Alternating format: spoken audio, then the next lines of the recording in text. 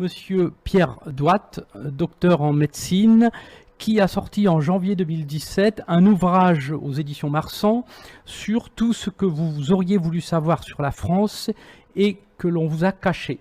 Bonjour Monsieur Douat. Bonjour. Alors c'est un ouvrage qui est riche effectivement d'énigmes de à peu près 2 siècles d'historiographie que vous avez puisé dans une cinquantaine d'ouvrages. 350. 350, exactement. Et bien oui, plus que je ne le pensais. Est-ce que vous pourriez nous dire ce qui vous a incité à écrire ce livre qui est véritablement très riche en faits historiques ? Bon, je n'étais pas parti du tout pour écrire un livre comme ça. Au départ, le livre devait s'appeler « Faut-il avoir honte d'être français ?» Et je voulais faire ça à partir de l'historiographie conventionnelle, pas à partir des livres. Et quand j'ai commencé mon livre, je me suis aperçu que les explications qu'on nous donnait n'étaient pas suffisantes. Donc j'ai dû approfondir, j'ai dû faire des recherches pour trouver les véritables explications. Et c'est là que j'ai trouvé, je me suis aperçu qu'il fallait refaire le livre. Il fallait refaire l'histoire, j'ai dû refaire 200 ans d'histoire, et donc j'ai dû changer le titre du livre. D'accord. Alors effectivement, c'est un livre, comme je le disais, qui est riche sur de nombreux thèmes. Vous parlez de l'esclavage, du colonialisme, la franc-maçonnerie, et puis vous parlez également du thème qu'on va aborder aujourd'hui, ce qu'on vous cache sur l'Europe. Donc effectivement, là, vous partez pratiquement de l'époque napoléonienne à aujourd'hui pour nous expliquer l'évolution historique, économique également, de ce qui s'est passé en Europe.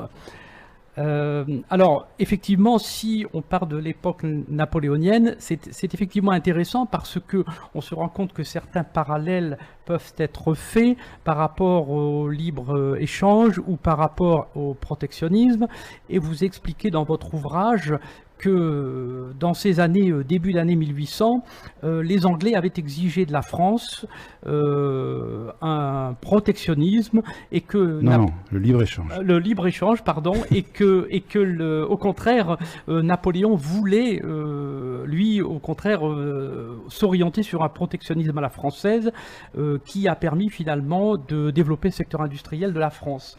Est-ce que vous pouvez un petit peu nous expliquer ce passage de l'histoire? Oui, alors en fait ça remonte pas du tout à Napoléon, ça remonte bien avant. Ça remonte à la Révolution française. Déjà sous la Révolution, les Girondins prohibaient les produits anglais. Ça remonte aux Girondins en 1792. Les Anglais ont renversé tous les gouvernements français. Alors ça c'est ce que j'explique dans mon premier chapitre du livre. Les services secrets anglais ont renversé tous les gouvernements français. Ils ont renversé les Girondins parce que justement les Girondins pratiquaient la prohibition des produits anglais. Ils ont renversé les montagnards parce que les montagnards le faisaient aussi.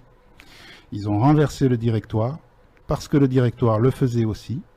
Et le coup d'État du 18 Brumaire de Bonaparte a été financé par l'Angleterre.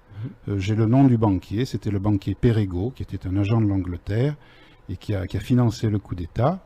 Et d'ailleurs, quand Bonaparte a quitté l'Égypte pour aller faire son coup d'État, eh bien, il est parti avec l'accord des Anglais.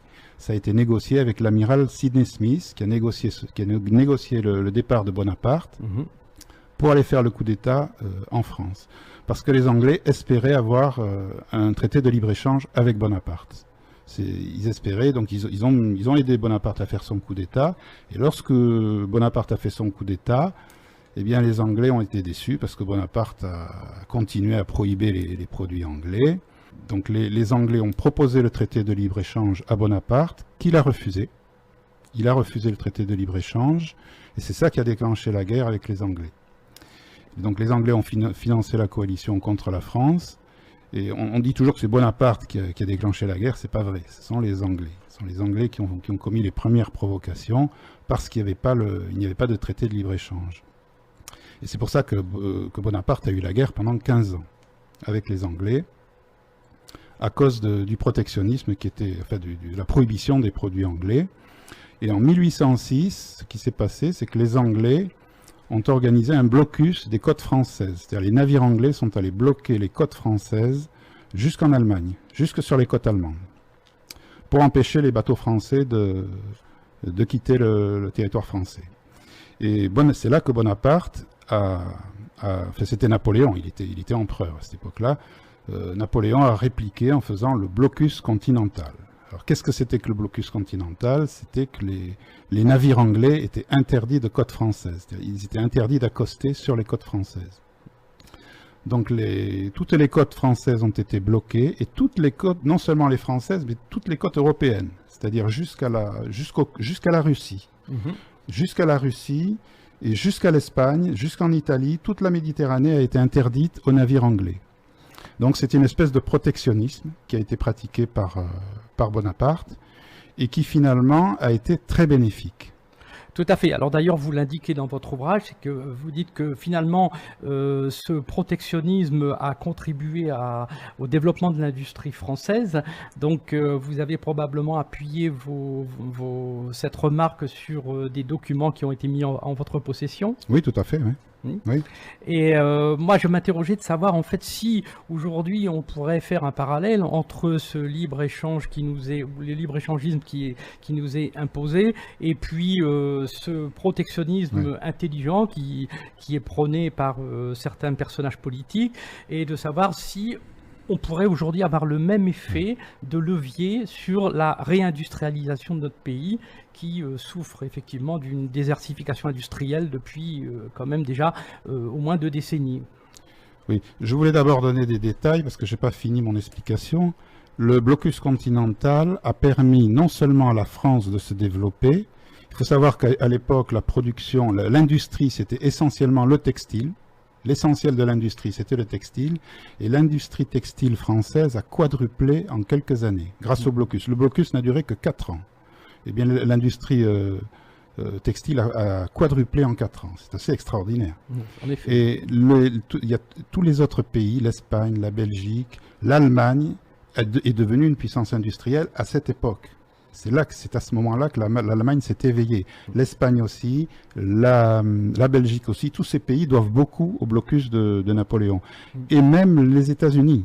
Oui. Il faut savoir que les États-Unis avaient été recolonisés. Les Français avaient donné l'indépendance aux États-Unis, mais les Anglais avaient recolonisé les États-Unis. Parce que les Anglais avaient installé les Anglais faisaient du commerce de toile, de tissu, de textile. Hein. On est toujours dans l'industrie du textile. C'était le textile. Les Anglais achetaient leur toile en Inde et eux-mêmes en fabriquaient. Ils avaient des nouveaux métiers à tisser. Ils fabriquaient c'était des usines en fait, des fabriques, et ils vendaient ça dans toute l'Europe et aux États-Unis. Et donc les Américains ne pouvaient rien faire sans être concurrencés par les produits anglais qui étaient beaucoup moins chers, 30% moins chers. Et les États-Unis avaient été totalement recolonisés par l'Angleterre. Et lorsque Bonaparte a fait son blocus, eh bien, il a autorisé les navires américains à accoster en France. Donc les seuls navires qui accostaient en France, c'était les navires américains. Et c'est ça qui a permis aux États-Unis de devenir la grande puissance industrielle qu'ils sont devenus. Grâce à ce blocus. Oui, grâce à ce blocus. Tous les historiens dénigrent ce blocus, mais ils ont tort. Ça a été très enrichissant, non seulement pour l'Europe, mais pour la Russie et pour les États-Unis. Oui, tout à fait, parce que souvent on oublie en matière de géopolitique de parler de la Russie, mais la Russie est sur le continent et il faut effectivement... La Russie était aussi colonisée par les Anglais à l'époque. Oui, c'était pareil, un peu comme les États-Unis. Alors oui, vous m'avez posé une question tout à l'heure sur le parallèle avec ce qui se passe de nos jours. Bon, c'est très difficile à dire parce qu'on n'est pas du tout dans le même contexte. Il y a le dollar, il y a le règne du dollar. Là, on est confronté au règne du dollar et on n'est pas trop dans le même contexte. Il y a une tyrannie américaine qui oblige les pays à utiliser le dollar. et qui interdisent de dollars tous les récalcitrants. Tout ça, ça tient un coup de canon, et on fait des guerres à droite et à gauche. Donc les pays n'ont plus la liberté de faire ce qu'ils faisaient comme ils faisaient à l'époque. Mais c'est sûr que quand on parle d'un protectionnisme, ça fait rêver. Si on pense à une industrie française qui quadruple en 4 ans, ça fait rêver. Ça fait rêver. Mais on n'est pas sûr du résultat, en effet. On n'est pas sûr du résultat parce qu'on serait vraiment dans un état de guerre. On est déjà dans un état de guerre économique, ça il faut le reconnaître. Oui. On a accepté notre situation de dominer par rapport aux États-Unis. Mais bon, c'est sûr que si on se rebiffe, il y en a quelques-uns qui se sont rebiffés. Bon, on a l'arme nucléaire, c'est vrai. Les Russes l'ont aussi. C'est pour ça que moi je pense que l'alliance franco-russe est importante pour si la France veut se rebiffer, il faut pas le faire tout seul. Tout à fait. Il faut pas le faire tout seul. Tout à fait. Effectivement, cette alliance franco-russe. Parce que le protectionnisme, ça coûte cher. Il faut en payer les frais. Et les Français sont dorlotés. Ils ont tout leur petit confort. Ils ont tout ce qu'ils veulent. Ils sont pas très patriotes. Et si un jour on leur dit, bon, ben écoutez, vos frigos, vous allez les payer 50% plus cher, vos télés aussi, vos voitures, vous pourrez plus acheter des BMW, ni des Mercedes, ni des 4x4, ils vont peut-être pas suivre le mouvement. Alors ce serait bien qu'on ait des élites patriotes, mais ce serait bien aussi que les Français soient un petit peu patriotes aussi, et qu'ils acceptent, je ne sais pas si les Français sont prêts à accepter de souffrir comme souffrent les Russes. Oui, tout à fait. Eux sont prêts à l'accepter, mais nous, je ne sais pas. On peut se poser effectivement la question. Bon, on peut dire aussi qu'aujourd'hui, certaines catégories de Français souffrent du fait de ce libre-échangisme, hein, bien évidemment. Mais effectivement, on ne peut pas savoir quel serait le degré de souffrance dans un cas où on déciderait de fermer les frontières, ou en tout cas sur certains produits ou certaines familles de produits, et par rapport à la situation d'aujourd'hui. De se lancer dans une guerre économique ouverte, parce qu'aujourd'hui, effectivement, d'ailleurs, dans votre ouvrage, vous le citez parfaitement, c'est que François Mitterrand avait reconnu sur la fin de son règne qu'effectivement, nous étions rentrés dans une guerre qui nous était menée par les États-Unis. Non, on y est depuis 100 ans. Mais on y est depuis bien plus. On est en guerre économique avec les États-Unis depuis une centaine d'années, depuis la guerre de 14, depuis la fin de la guerre de 14.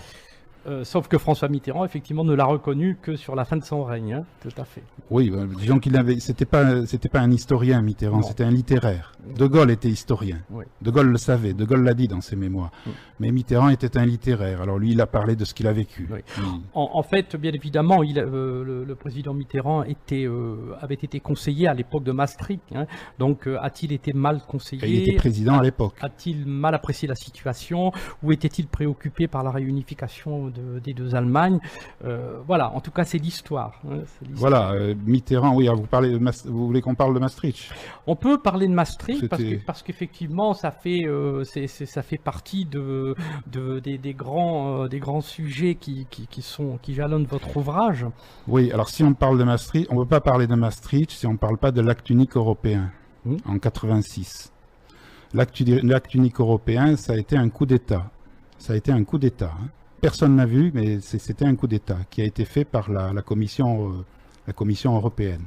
Parce qu'il faut savoir que jusqu'à cette époque-là, c'était le Conseil européen qui dirigeait les affaires. Le Conseil européen, c'était les présidents et les premiers ministres des pays d'Europe. C'était eux qui prenaient les décisions. On avait une Europe des nations jusqu'en 86. Et on avait le droit de veto, c'est-à-dire que dès qu'un pays comme la France voulait refuser quelque chose, il opposait son veto et on ne le faisait pas. Donc on était souverain. Une Europe des nations qui était chère au général de Gaulle. Et ce qui s'est passé en 86, c'est qu'il y a un groupe d'influence qui s'appelle le Kissinger Associates, que personne ne connaît. C'est un groupe qui a été financé par la banque Goldman Sachs. Et 2 de ses adhérents, dont je ne citerai pas le nom, dont les noms sont dans mon livre, ces gens-là sont allés faire du chantage, ils ont créé un lobby qui s'appelait l'ERT, Round Table.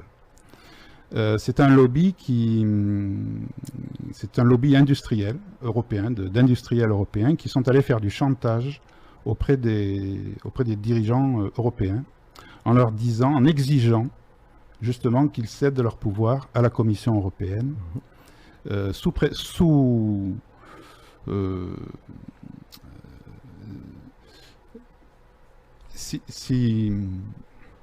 cas de refus, ils étaient menacés l'ERT menaçait de délocaliser. Il y avait une menace de délocalisation. Il y avait une menace de délocalisation et les dirigeants européens ont cédé. Ils ont cédé, ils ont donné tous les pouvoirs à la Commission européenne. Ça, c'était en 86. Et la Commission européenne, bon, mais ce sont des non-élus. Ça, c'est pas du tout pareil, c'est pas le Conseil européen, ce sont des non-élus. Et là, en 86, moi j'appelle ça un putsch. On fait un chantage. Si vous ne donnez pas les pouvoirs à la Commission européenne, on délocalise. Et c'était un marché de dupes, parce qu'ils ont délocalisé quand même. Toutes les sociétés qui faisaient partie, la plupart des sociétés de l'ERT, du lobby, ont délocalisé quand même. Bien sûr. Les dirigeants ont eu tort de céder. Ils ont cédé, la Commission européenne a pris tous les pouvoirs. La Commission européenne, ce sont des non-élus. Ils ont pris tous les pouvoirs, mais ils n'ont pas su quoi en faire de ces pouvoirs. Ils n'ont pas su quoi en faire, parce que comment mettre d'accord 28 pays, 27 pays? Comment? C'est impossible. Tout à fait. Comment faire du protectionnisme avec 28 pays ou 27 pays? C'est impossible. Vous ne pouvez pas le faire. Donc ces gens-là n'ont rien pu faire, ils n'ont pas pu diriger l'Europe, et ils ont été obligés de s'adresser à des experts, des comités d'experts, qui étaient infiltrés par les lobbies, par les industriels, par les banquiers, et ainsi que les lobbies américains, bien sûr. Bien sûr. Tout à fait. Donc on a perdu tous les pouvoirs à ce moment-là. Et alors là, vous parlez de Maastricht. Maastricht, c'est un peu plus tard, c'est quelques années plus tard. C'est toujours avec Mitterrand. Et c'est toujours le même lobby qui est intervenu. C'est toujours le Kissinger Associates, financé par la banque Goldman Sachs. Les deux cadres du Kissinger Associates qui ont financé, qui ont organisé ce fameux lobby, le Round Table, ERT. Et l'autre qui s'appelait, alors j'ai le nom sur ma fiche.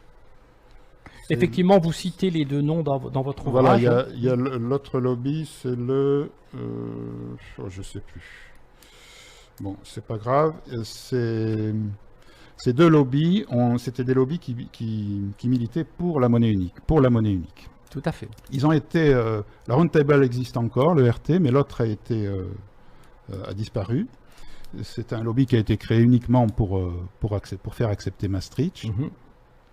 Et Maastricht a été accepté. Alors Maastricht, c'est la monnaie unique. Maastricht, c'est l'euro, la monnaie unique. C'est-à-dire que les États perdent leur souveraineté monétaire. Ils perdent leur souveraineté monétaire.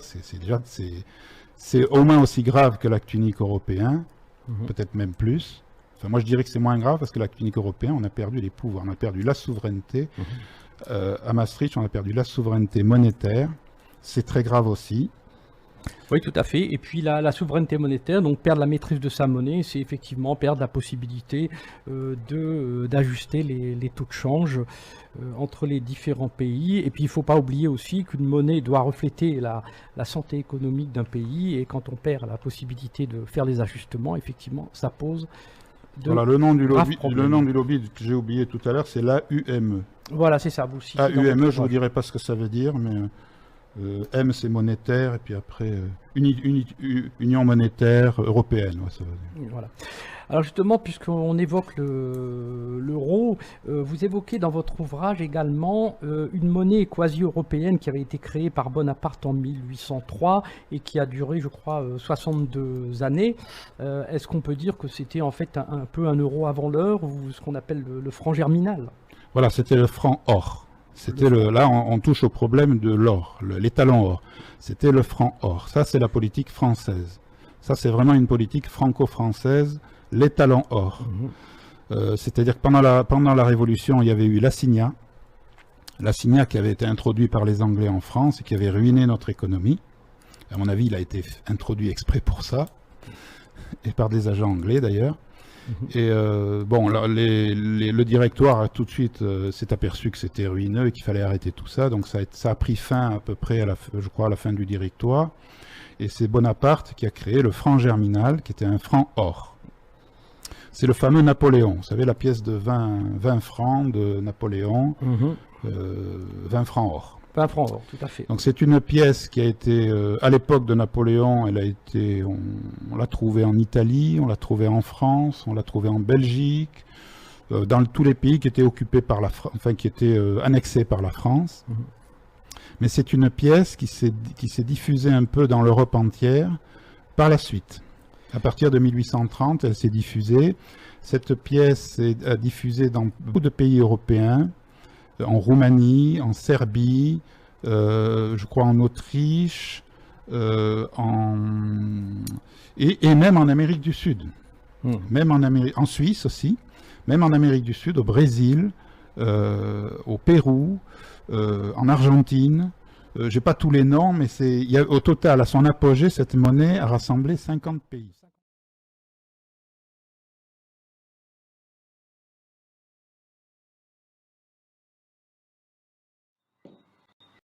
Quelles sont d'après vous les origines du terrorisme? Alors, les origines du terrorisme, il faut aller les chercher dans la Révolution française. Pendant la Révolution française, dans Paris, il y avait déjà des terroristes qui décapitaient des gens. Alors, il faut savoir que quand on vous montre des terroristes musulmans qui décapitent des chrétiens, évidemment tout le monde pense à des causes religieuses, mais ce n'est pas du tout le cas. Vous demandez à tous les islamologues, ce n'est écrit nulle part dans le Coran qu'il faut faire du terrorisme ou décapiter des gens. Par contre, pendant la Révolution française, il y avait déjà des terroristes qui décapitaient des gens, et ils n'ont pas décapité n'importe qui. Ils ont décapité les proches du roi, ils ont décapité les ministres du roi, ils ont décapité le gouverneur de la Bastille, les gardes du roi, ils ont promené leur tête sur des pics pour effrayer le roi, pour que le roi fuit à l'étranger et qu'il perde ses droits à la couronne. Et on sait d'ailleurs que la fuite du roi à l'étranger a été payée par l'ambassade britannique. Alors moi j'ai enquêté, j'ai retrouvé les noms des terroristes, et je me suis aperçu que c'était les mêmes terroristes qui avaient organisé les massacres de septembre, et que ces gens-là obéissaient à des agents de l'Angleterre, dont le plus célèbre était Étienne Clavier. C'était un jeune voix. Alors pourquoi? Pourquoi? Parce qu'à l'époque, il y avait une rivalité coloniale entre la France et l'Angleterre, et contrairement à ce que tout le monde croit, Louis XVI était un roi très dangereux pour l'Angleterre. Louis XVI avait fait perdre les États-Unis à l'Angleterre, il avait même élaboré un plan pour faire perdre l'Inde à l'Angleterre. Et donc c'était vraiment l'homme à abattre. Ce phénomène s'est répété? Ce phénomène, oui, bon ça c'est pour la Révolution française, mais il y a eu beaucoup d'autres cas de terrorisme. Vous avez eu le plus célèbre, ce sont les Brigades Rouges. Les Brigades Rouges, c'est un terrorisme italien qui était infiltré par la CIA pour discréditer le parti communiste italien. Ça a très bien fonctionné aussi. On a le cas du GIA. Le GIA, c'est un terrorisme algérien infiltré par les services secrets algériens pour discréditer l'opposition algérienne. On a eu aussi le cas des services secrets britanniques qui ont manipulé les Irlandais pour qu'ils organisent des attentats pour discréditer les Irlandais. D'accord. Et Al-Qaïda alors? Alors Al-Qaïda, c'est le cas le plus célèbre. Al-Qaïda, c'est une internationale djihadiste qui a été créée par la CIA, ça a d'ailleurs été reconnu par Hillary Clinton. C'était dans les années 80, c'était pour chasser les Russes d'Afghanistan. Ça a très bien fonctionné, c'est eux qui ont organisé les attentats du 11 septembre. Alors, évidemment, les Américains nous disent que Al-Qaïda s'est retourné contre eux, qu'ils n'ont pas vu le coup venir. Alors qu'ils se soient retournés contre eux, moi je veux bien, mais qu'ils n'aient pas vu le coup venir, ça, on sait que c'est faux. On sait que c'est faux, puisque... Alors ça, c'est officiel. George Bush a reçu un rapport de la CIA qui le prévenait de ces attentats. D'ailleurs, nos services secrets ont prévenu la CIA. Les Américains étaient au courant que les avions pouvaient être utilisés comme projectiles sur des bâtiments. Ils étaient au courant des compagnies aériennes qui seraient attaquées. Ils étaient au courant que c'était Ben Laden qui organisait tout ça. Ils étaient au courant de beaucoup de choses. Et d'ailleurs, ils ont eu l'occasion d'arrêter Ben Laden à 5 reprises. Et à chaque fois, ils ont annulé les opérations pour des raisons tout à fait futiles. D'ailleurs, on sait aussi que après les attentats du 11 septembre, le FBI a organisé des attentats terroristes, des faux attentats terroristes. Ils ont infiltré les lieux musulmans américains pour organiser des faux attentats sur le territoire américain. Et ça, on en est absolument sûr, puisqu'on a le témoignage de Mike Jarman, qui est un ancien du FBI, et qui raconte tout ça en détail. Il suffit de regarder l'émission Envoyé spécial, je crois que c'est celle du 12 février 2015. Mais ça, c'est vraiment public. L'actualité, c'est bien sûr l'État islamique. Oui, alors l'État islamique, c'est à peu près pareil. On sait que l'État islamique est né dans les prisons américaines. Les Américains ont mélangé dans leurs prisons les plus dangereux terroristes avec les autres prisonniers. Alors évidemment, qu'est-ce qu'ils ont fait? Ils ont formé d'autres terroristes. Et non seulement ils les ont mélangés, mais ils leur ont permis de se déplacer de cellule en cellule pour former d'autres terroristes. Et en plus de ça, ils les ont libérés. Et ça a d'ailleurs été reconnu par le directeur des prisons américaines, il s'appelle Douglas Stone, il a reconnu, nous avons fait de nos prisons des universités de djihadisme.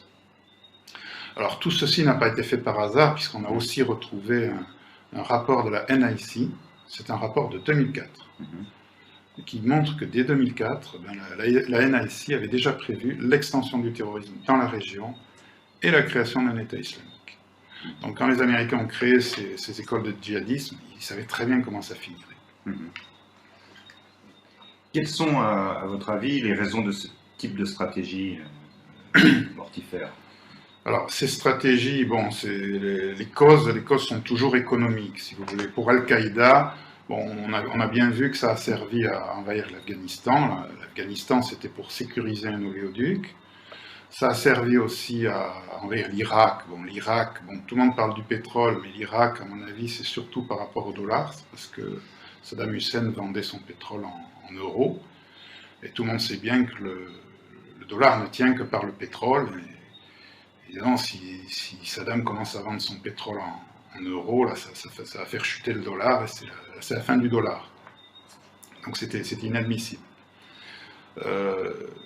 Alors surtout, ça a servi à espionner le monde entier. L'Europe est obligée de se laisser espionner, parce que si vous ne vous laissez pas espionner, vous êtes complice des terroristes. Une espèce de chantage. Alors pour l'État islamique, c'est à peu près la même chose. L'État islamique, le principe, c'est d'allumer un feu quelque part pour mettre la pression sur les États voisins et pour obtenir des avantages économiques. On est toujours dans la quête d'avantages économiques. Alors on a un très bon exemple, c'est l'Irak. L'État islamique a permis aux États-Unis d'obtenir le départ du président Maliki, qui avait négocié des contrats pétroliers avec la Chine, sans le dollar. Ils ont obtenu son départ en échange de l'intervention contre l'État islamique. Ça a servi aussi contre l'Iran. Les États-Unis ont obtenu des accords pétroliers, des accords nucléaires avec l'Iran, en échange de l'intervention contre l'État islamique. Ça a servi... alors pour la Syrie, là, ça va être beaucoup plus compliqué, parce que la Syrie, c'est une histoire de gazoduc. Les États-Unis veulent construire un gazoduc entre le Qatar et l'Europe pour concurrencer le gaz russe. Et Bachar ne veut pas.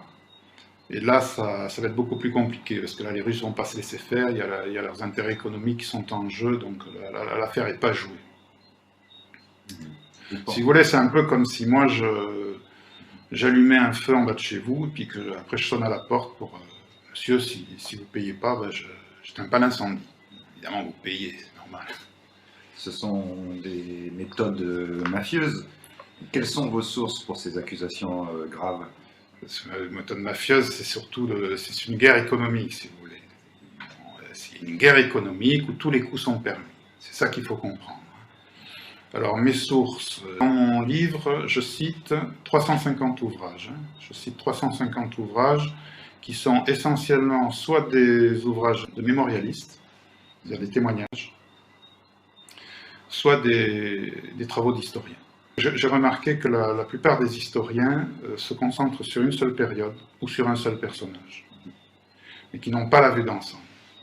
Alors moi, ce que j'essaye, c'est d'avoir cette vue d'ensemble, c'est-à-dire je rassemble tous les témoignages, je rassemble tous les travaux d'historiens, parce que je me suis aperçu que tous ces travaux sont complémentaires, et que c'est en les rassemblant qu'on fait des découvertes. Donc c'est comme ça que je travaille, et je fais pareil pour les époques. C'est-à-dire que je travaille sur toutes les époques à la fois, c'est là qu'on s'aperçoit que l'histoire se répète, sans arrêt. Il y a déjà des terroristes qui décapitaient des gens pendant la Révolution, mais il y en a encore de nos jours. Si vous voulez, moi je rassemble parce que c'est un peu comme un puzzle, si vous voulez. Si vous avez un puzzle, si vous n'analysez qu'une pièce du puzzle, vous ne comprenez rien. Si vous rassemblez les pièces, même si vous avez que la moitié des pièces, vous voyez à peu près qu'est-ce que c'est. En travaillant avec cette méthode de recoupement, vous avez fait beaucoup de découvertes? Sur la totalité du livre, il y a à peu près une cinquantaine de découvertes. Alors, si vous voulez, dans mon livre, je ne parle pas que du terrorisme. Je ne parle pas que du terrorisme. J'ai un chapitre sur la Révolution française, sur l'histoire secrète de la République. J'en ai un autre sur l'esclavage. J'en ai un sur la colonisation. J'en ai un sur l'Europe. Alors, c'est le plus gros. J'en ai même un sur l'armée française, sur l'histoire des guerres, les origines des guerres. Je parle aussi du terrorisme, mais ce n'est pas le plus gros. En conclusion, en quoi votre livre éclaire l'actualité géopolitique actuelle? Je veux dire, concernant le terrorisme, ce que je peux vous dire, c'est que le point commun qu'on peut trouver dans tous ces terrorismes que j'ai énumérés, c'est qu'à chaque fois, on a affaire à un terrorisme d'État. Un terrorisme d'État instrumentalisé par un État contre un autre État, ou contre un peuple, ou contre son propre peuple, des fois. Et les causes sont toujours économiques ou politiques, mais en aucun cas religieuses. Les religions servent à manipuler les gens, et ce ne sont pas les vraies causes. Si j'avais une conclusion à tirer de tout ça, je dirais que le jour où tous les terroristes du monde entier auront compris qu'en faisant du terrorisme, ils jouent contre leur camp, ils font le jeu de leurs adversaires, je pense que ce jour-là, on en aura peut-être fini avec tout.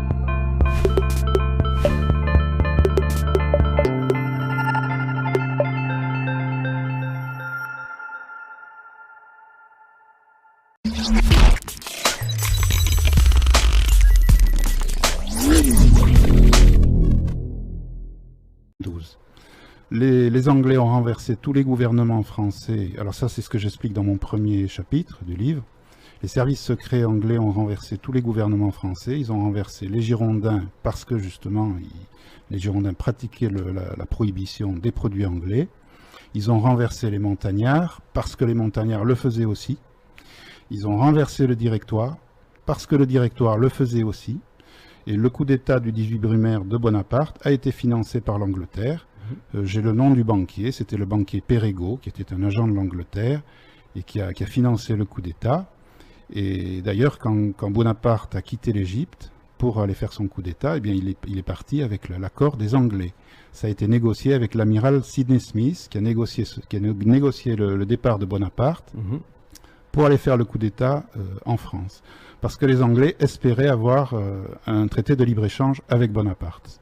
Ils espéraient, donc ils ont aidé Bonaparte à faire son coup d'État. Et lorsque Bonaparte a fait son coup d'État, eh bien les Anglais ont été déçus parce que Bonaparte a continué à prohiber les produits anglais. Donc les Anglais ont proposé le traité de libre-échange à Bonaparte, qu'il a refusé. Il a refusé le traité de libre-échange, et c'est ça qui a déclenché la guerre avec les Anglais. Et donc les Anglais ont financé la coalition contre la France. Et on dit toujours que c'est Bonaparte qui a déclenché la guerre, c'est pas vrai, ce sont les Anglais. Ce sont les Anglais qui ont commis les premières provocations parce qu'il n'y avait pas de traité de libre-échange. Et c'est pour ça que Bonaparte a eu la guerre pendant 15 ans avec les Anglais, à cause du protectionnisme qui était, enfin, de la prohibition des produits anglais. Et en 1806, ce qui s'est passé, c'est que les Anglais ont organisé un blocus des côtes françaises. C'est-à-dire les navires anglais sont allés bloquer les côtes françaises jusqu'en Allemagne, jusque sur les côtes allemandes, pour empêcher les bateaux français de quitter le territoire français. Et c'est là que Bonaparte enfin, c'était Napoléon, il était empereur à cette époque-là. Napoléon a répliqué en faisant le blocus continental. Alors qu'est-ce que c'était que le blocus continental? C'était que les navires anglais étaient interdits de côtes françaises. Ils étaient interdits d'accoster sur les côtes françaises. Donc toutes les côtes françaises ont été bloquées, et toutes les côtes, non seulement les françaises, mais toutes les côtes européennes, c'est-à-dire jusqu'à la Russie.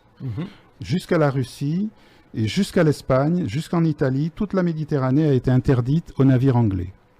Donc c'est une espèce de protectionnisme qui a été pratiqué par Bonaparte et qui finalement a été très bénéfique.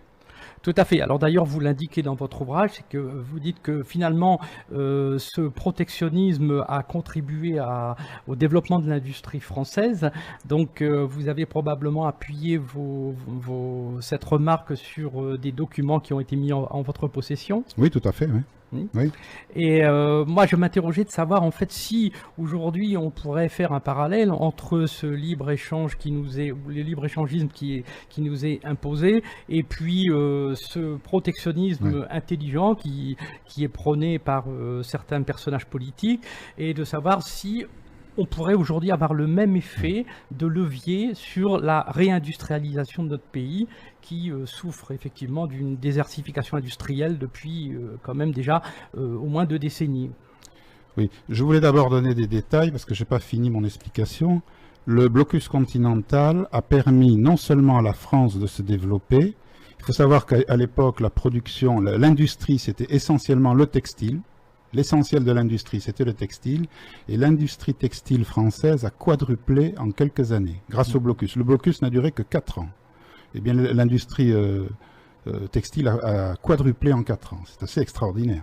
En effet. Et il y a tous les autres pays, l'Espagne, la Belgique, l'Allemagne, est devenue une puissance industrielle à cette époque. C'est à ce moment-là que l'Allemagne s'est éveillée. L'Espagne aussi, la Belgique aussi, tous ces pays doivent beaucoup au blocus de Napoléon. Et même les États-Unis. Oui. Il faut savoir que les États-Unis avaient été recolonisés. Les Français avaient donné l'indépendance aux États-Unis, mais les Anglais avaient recolonisé les États-Unis. Parce que les Anglais avaient installé les Anglais faisaient du commerce de toile, de tissu. De textile, hein. On est toujours dans l'industrie du textile, c'était le textile. Les Anglais achetaient leur toile en Inde et eux-mêmes en fabriquaient. Ils avaient des nouveaux métiers à tisser, ils fabriquaient, c'était des usines en fait, des fabriques, et ils vendaient ça dans toute l'Europe et aux États-Unis. Et donc les Américains ne pouvaient rien faire sans être concurrencés par les produits anglais qui étaient beaucoup moins chers, 30% moins chers. Et les États-Unis avaient été totalement recolonisés par l'Angleterre. Et lorsque Bonaparte a fait son blocus, eh bien, il a autorisé les navires américains à... Je me suis aperçu qu'il fallait refaire le livre, qu'il fallait refaire l'histoire. J'ai dû refaire 200 ans d'histoire. Et donc j'ai dû changer le titre du livre. D'accord. Alors effectivement, c'est un livre, comme je le disais, qui est riche sur de nombreux thèmes. Vous parlez de l'esclavage, du colonialisme, la franc-maçonnerie, et puis vous parlez également du thème qu'on va aborder aujourd'hui, ce qu'on vous cache sur l'Europe. Donc effectivement, là, vous partez pratiquement de l'époque napoléonienne à aujourd'hui pour nous expliquer l'évolution historique, économique également, de ce qui s'est passé en Europe. Alors, effectivement, si on part de l'époque napoléonienne, c'est effectivement intéressant parce que on se rend compte que certains parallèles peuvent être faits par rapport au libre-échange ou par rapport au protectionnisme, et vous expliquez dans votre ouvrage que dans ces années, début d'année 1800, les Anglais avaient exigé de la France un protectionnisme et que... Non, le libre-échange. Le libre-échange, pardon, au contraire, Napoléon voulait, lui, au contraire, s'orienter sur un protectionnisme à la française qui a permis finalement de développer le secteur industriel de la France. Est-ce que vous pouvez un petit peu nous expliquer ce passage de l'histoire? Oui, alors en fait ça remonte pas du tout à Napoléon, ça remonte bien avant. Ça remonte à la Révolution française. Déjà sous la Révolution, les Girondins prohibaient les produits anglais. Ça remonte aux Girondins en 1792.